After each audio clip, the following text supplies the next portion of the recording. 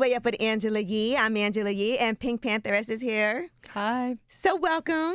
Oh, thank you. Thank you very much. So my goddaughter's in the corner in the room too. Cause On the floor. Yeah, she's sitting on the floor, but she's a huge fan of yours, and I appreciate you for coming through. Okay, thank you for inviting me. And it's a big time for you Yeah. right now. Mm-hmm. How do you feel? I feel good.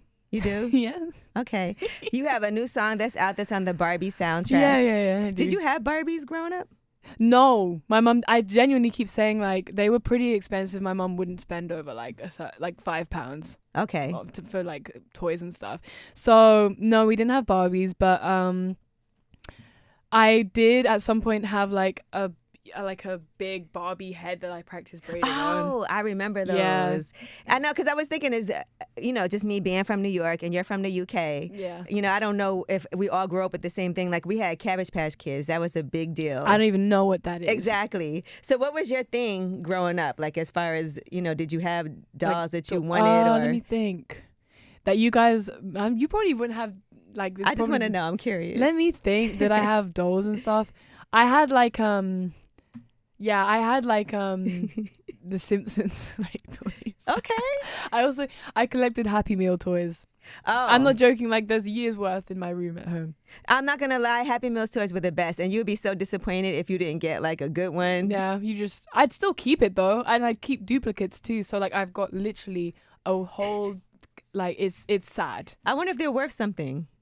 No, I do wonder that myself, but I feel like there's so many people in the world with like the same amount of collection as I have. It's probably. So what was life for you like growing up? Like what kind of kid were you? Were you always the one that was really creative, that knew you were going to do music, or did you think you would be doing something else? No, I think I wanted to always do music, but I realistically didn't think it was going to be that viable or like possible until like I was like 18. Mm-hmm. I genuinely thought that every famous person had to be like born into like Money. I don't know. Yeah, born into money, or like born into like, I thought like every pop star was like engineered. Like really? also like as in like a genetically modified person. I'm not joking, it's crazy. That's what I thought. What about people who you grew up liking? Well, yeah, I listened to a lot of UK artists up until I was like 14. Then I started listening to like more overseas ones. But yeah, I liked a lot of like this is the thing, you probably wouldn't know many of them, but like I really liked like I really still love Lily Allen and I know who Lily Allen is. Okay. No, okay, but I was naming the most obvious person just to like make sure. But like I listened to like a lot of bands and like and you were in a band too, right? Yes, for some reason everyone knows that. Because it's in your yes, everywhere. It's like, yeah, she was in a cover band. Briefly. Did you get a lot of gigs when you were doing that? We tried, honestly. I remember back then thinking like that was gonna be my break. Like that was gonna be me. That was my claim to fame. And did I get many gigs? I got like a few, like 3 maybe. How do you think that helped you with your career now? Do you think it helped you at all? No. But I feel bad. I don't want anyone to like, I don't think anyone in the band's gonna watch it, but like no, I don't think. I think things that happen before you're like 15, I feel like stuff like that didn't really affect musically what I have today. Even. Now you also do co-produce and produce your own music. So how did you learn how to do that? I don't know actually. I play piano my whole life, so it translates pretty well when you do that, and you can just jump on and do. Yeah. Do you remember the first song that you ever produced? Yeah, I produced for my friend first. Okay, so that's how you initially started. You were like, okay, I'm going to be a producer definitely. behind the scenes. Yeah, exactly. It's not on the internet anymore. I'm pretty sure she deleted it. But yeah, I produced for my friend. I did like I had like some mixtapes for her. Like I was working with her for like 2 years. Then I just decided to start doing my own thing. That was in 2020. Yeah, and okay, that's interesting. And so early on for you, did your family think that this was going to happen for you? Because clearly you've always known you were interested in music. You had the cover band, you were producing for other people, writing songs as well. So at what point did they say, okay, this is looking like something's going to happen? Oh, it took ages, because obviously for them, like people like their age and like where they find themselves in like I guess cultural understanding, I feel like they had to see me like on like the BBC like radio or the BBC network in the UK to like fully understand anything. So yeah, I feel like but this is the thing, I didn't tell them at any point I wanted to be a singer, because it just sounds, even saying it out loud now, it sounds ridiculous. I'm a pop star, or like I want to be a pop star. It just sounds crazy. And people describe you as an introvert, Yeah. right? So how is it for you being in the spotlight like this, but also knowing that like you don't even want to have to be around people, post all the time, because you don't post all the time. Yeah. But Except on TikTok you did, but I do love my TikTok. But like I will say, like, I'm an introvert by choice. It's not like I'm naturally I'm an extrovert. For 1000%.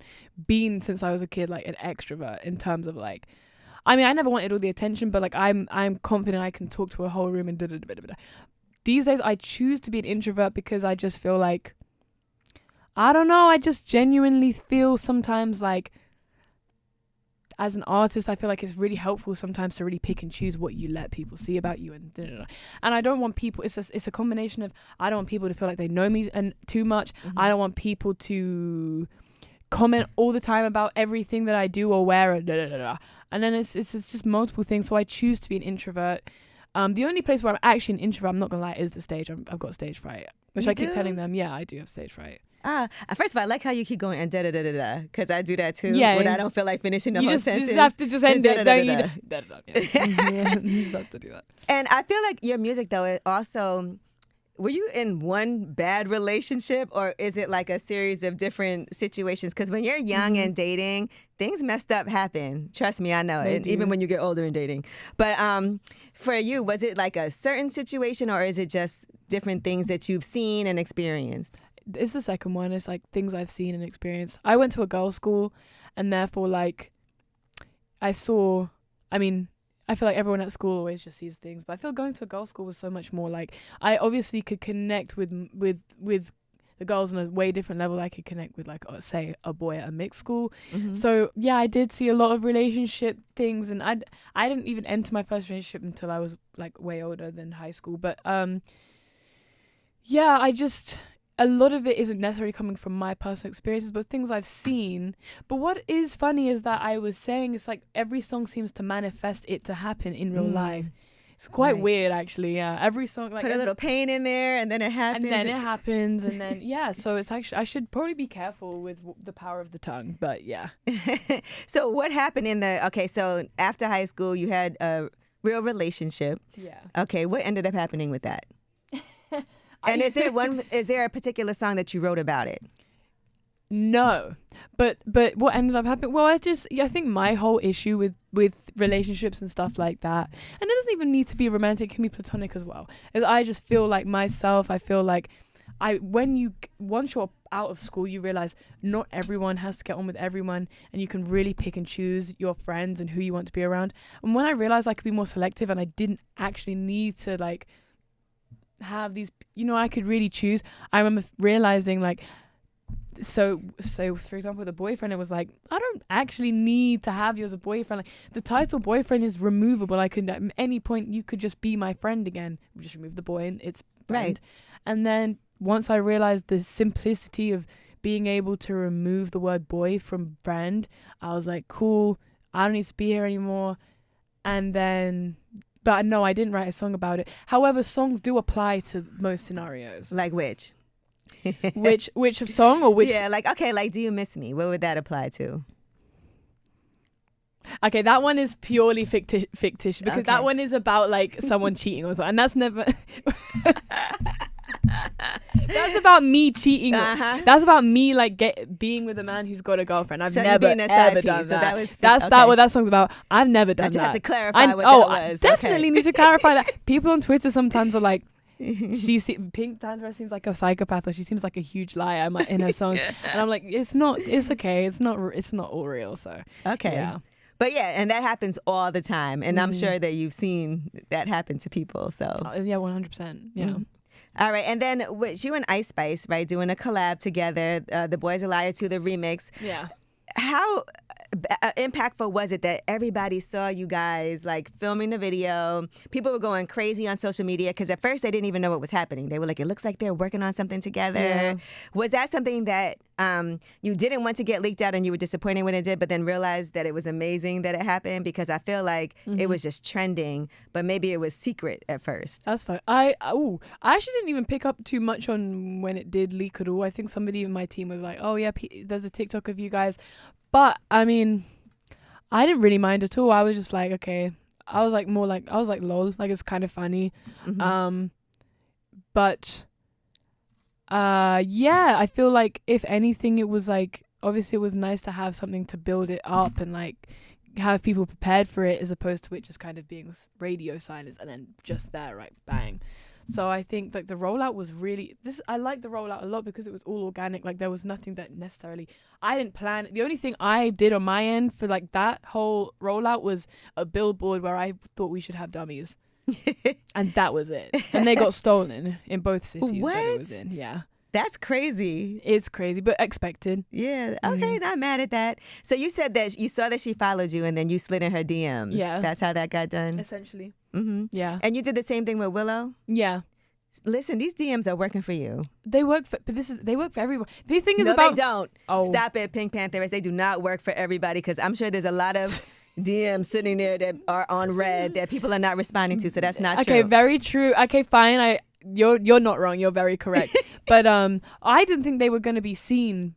When I send out a DM, because I don't have a tick, I don't expect anyone to see them. So it was a very big surprise on both events of both of them responding and seeing it. So yeah. Why not have a check? I know you didn't want one, but I don't know. I actually genuinely, I'm not even on some timing of like, oh, it's pretentious and like, oh, I'm better than it. It's not that. It's genuinely on the timing of it makes me cringe so bad seeing a tick. I don't know, and I think it's ugly next to the name. There you go. I think, but it also is ugly. like you said, because people might not even really think it's you. Yeah, but I think that's kind of funny. Honestly, I think it's. This is the thing. I don't like doing things super like how they're meant to be or linear. I think it's kind of funny to do random things. I think that's kind of random. So now let's talk about your first experience coming here. I think when you did Lollapalooza, was that your first festival here in the United States? It might be. Yeah, I think so. So tell me about that day and that experience for you. In Chicago? Were you there? No, I wasn't there, but I saw when you did it. Okay. That was fun. That was when I've had a hype man. I've had like a rotation of hype people on stage with me just because I had stage fright. I was like, I need someone to help me like not make it like awkward. So but I think in turn it probably made it more awkward having a hype man. But yeah, that was a good one. And I remember that was a surprise for me because there was so many people there. And I was like, I don't know, I was surprised. I think that it's in Chicago. I thought like it wasn't going to be crazy, but it was actually a lot of people and they were good. I remember they were really receptive. And I like that festival a lot. I really like that one. That's a great one for you. How do you feel like, what are you doing to get over stage fright? Because that is something that is a work in progress. I feel like as you do things more, you get more comfortable with it. But is that happening for you, or what are you doing to work on it? To work on it is honestly just it's exposure therapy. To be honest with you, just keep doing it, and then you kind of start to like become more familiar with what you can do, like the extents of what you can do as an artist and a performer. But then also, I was saying this to someone else just yesterday. Like I decided at some point, I just decided that I don't actually care, because everyone your whole life will tell you don't care what people think. And you know what? It's like sometimes you should care what people think. I'm not even going to lie to you. But for some reason being on stage, I'm kind of just like, I'm here now. Like, it's like you can, if I mess up, it's like, I've messed up. Like but I don't know. For some reason, I just suddenly it clicked in my head. I don't actually care. It's also part of real life. Like people, I think, find that somewhat relatable. It's relatable, but also I've never put on the front that I'm Beyonce or like I'm this or I'm this performer. I've never put that on that front. I think me putting on that front and trying to be like perfect and like worry too much about it would just be completely false. I think like doing something like going on stage and having things like sometimes go wrong or like this happens on a certain day, it's just what happens. And I think when you're an artist that like me and other people who like are more, I guess, as I said, introverted in terms of stage presence and stuff, it's all about the music for me. I've never once claimed to be like a crazy performer. So when you come to terms with that, it makes you realize, yeah, they just are gonna, you know. Yeah, because the reason I asked you about the cover band earlier, I was thinking that might help you, you know, Get having over this. that you did that, you know, you were in that Oh, first see, no, I was when you were young, and that might have made you more comfortable, so that when you're doing your own music. If anything, I mean, I'm not gonna sit here and say it probably helped a tiny bit, but like even then, I was still face to the floor. Like it wasn't great. But these days, it's gotten way better, I think, personally. How do you write your music? I just listen to the beat first, then write the melody line. Lyrics come last. Okay, so beat first, melody line, and then there. And for you, how important is a collaborative effort? Do you like to work by yourself, or do you like to be in the room with people? Oh, okay. No, it's just me. Honestly, I can't. When it comes to I don't like people. I think it's just me. I don't like people. No, I love people. No, I'm kidding. I just in the room no. Because then as soon as you have all these people in the room, they take credit for things that they haven't necessarily done. I'm like, you didn't. It's like, no. You know what? It feels like you've been through a lot. That you. Not even. I haven't even been through a lot. It's just that I feel like I'm just not.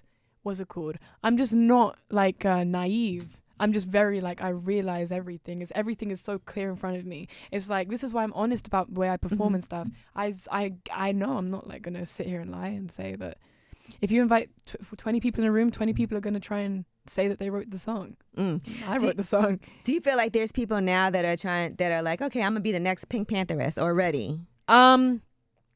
Be the next me.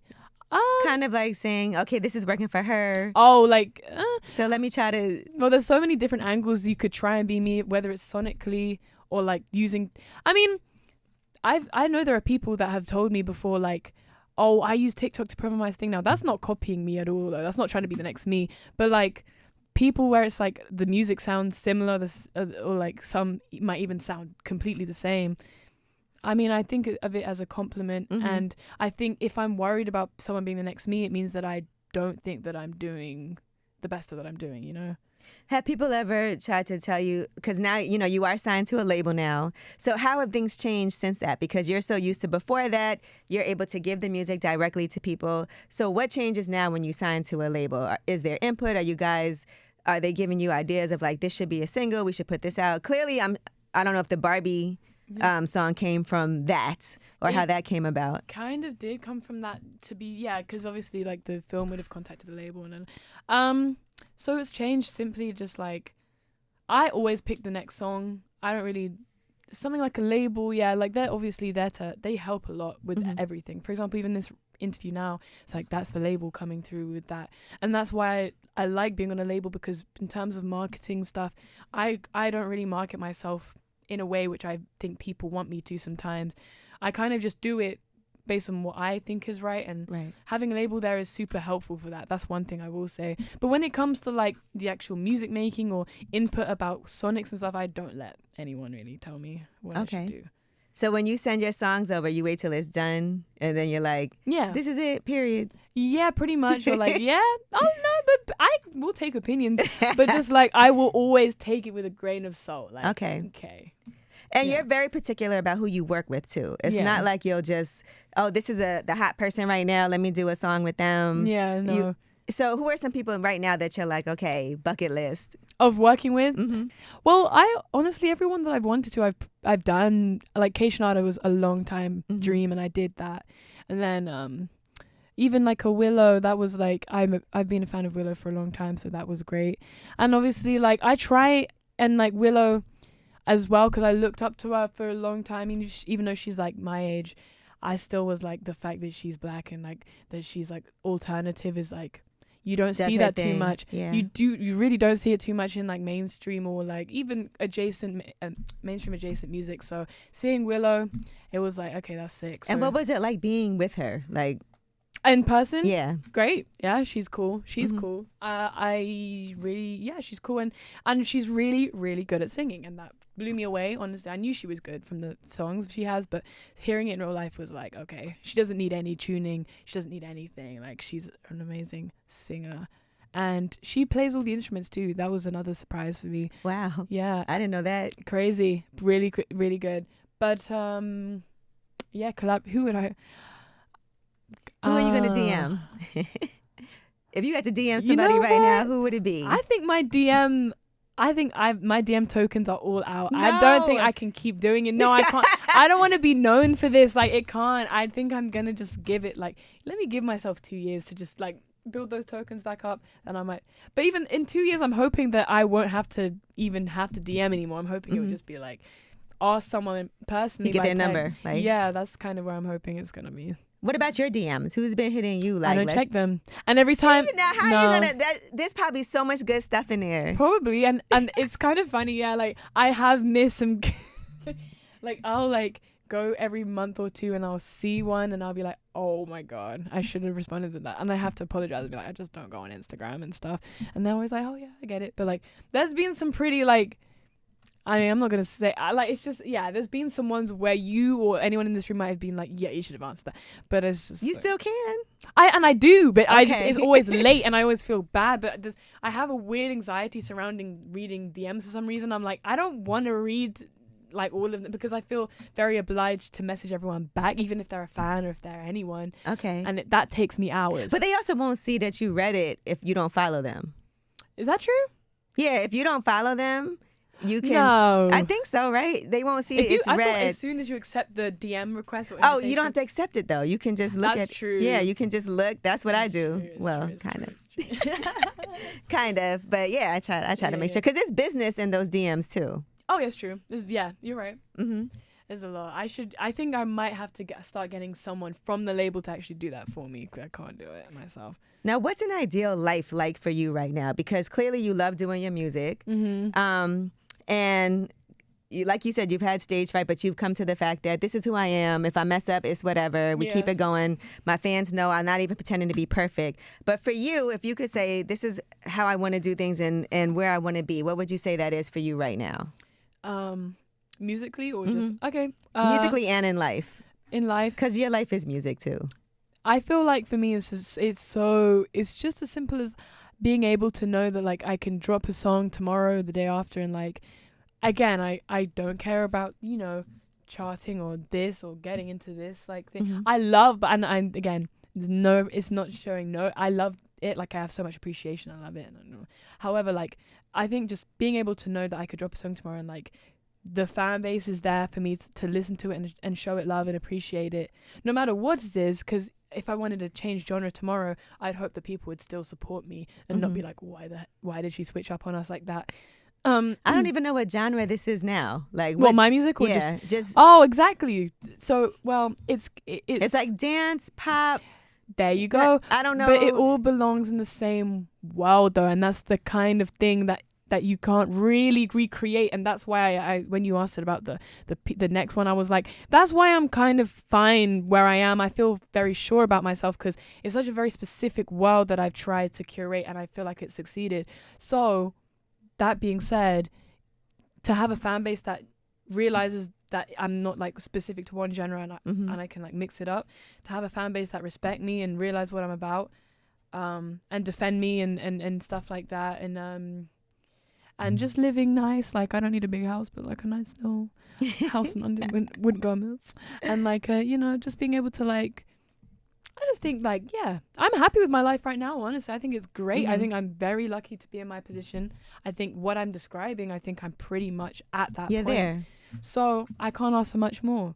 What about putting out a full-length album now? Because the EP has 3 songs. And we know the mixtape came out a couple of years ago.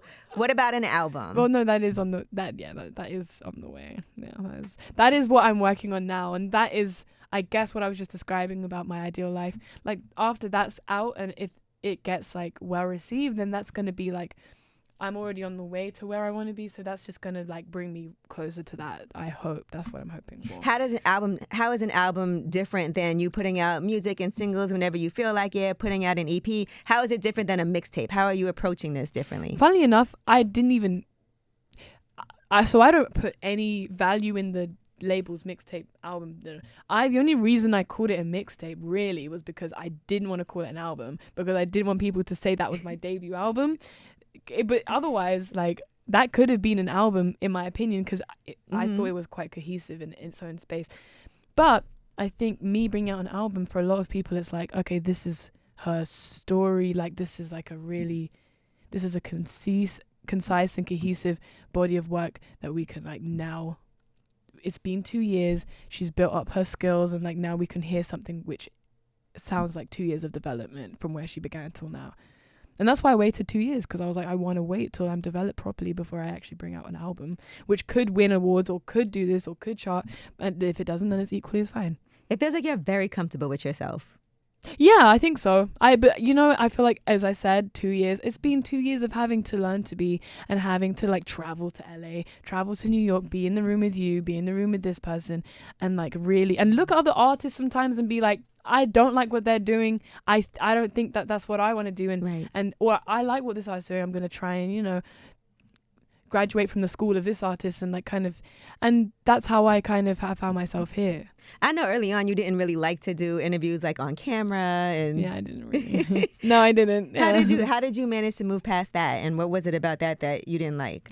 Well, a big part of it was I just didn't like how I looked on camera, and that's why I didn't want to do it, because I was like, I don't want to look at it back and think, oh my God, I look horrible. But now I think, again, it's all about development. I think now I can look at myself and I feel happy with that. And I think that once that happened and I started feeling happy with that, I was like, okay, because I know I can talk about music and stuff. I know I'm very concise about what I share, and like I can talk about what I want to share. I know that no one basically can pressure me into saying something I don't want to say.